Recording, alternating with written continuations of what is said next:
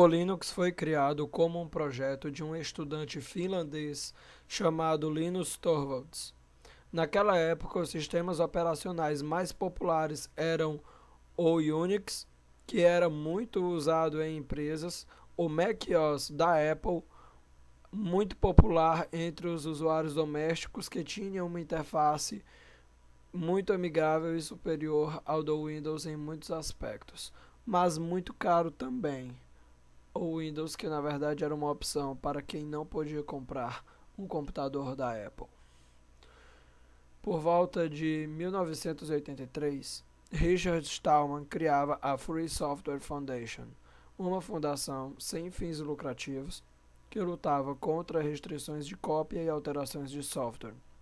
Em outras palavras, incentivava a criação de programas livres para cópia e alteração. Para isso, a Free Software Foundation criou a licença GNU e um conjunto de ferramentas próprias para esse fim. Em 1991, a Free Software Foundation estava criando um sistema operacional chamado Word, mas ainda em fase inicial. Por volta dessa mesma época, Linus Torvalds resolveu disponibilizar o código-fonte do Linux sob a licença GNU, a fim de conseguir a ajuda de outros desenvolvedores. Muitos desenvolvedores se interessaram e começaram a adicionar novos recursos rapidamente, mas ficou limitado a este círculo técnico, pois ainda estava em fase embrionária, não sendo possível a utilização em larga escala. Em 5 de outubro de 1991, a primeira versão oficial do Linux foi divulgada, a versão 0.02. Desde então, o número de desenvolvedores cresceu rapidamente.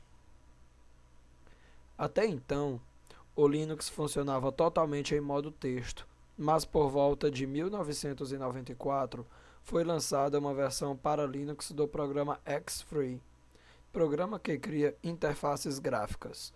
Desde então, muitas outras interfaces foram criadas com base no Xfree, fazendo com que o Linux ganhasse uma interface muito mais amigável, como o GNOME e o KDE. Ainda nesta mesma época, começaram a aparecer as primeiras distribuições Linux. O que diferenciava uma distribuição da outra eram os softwares que eram inclusos nas instalações e a facilidade na instalação do mesmo. Em 1997, surgiram diversas distribuições, com uma instalação mais simples do que as outras disponíveis. Esta época também é marcada pela entrada do sistema Linux em computadores desktop.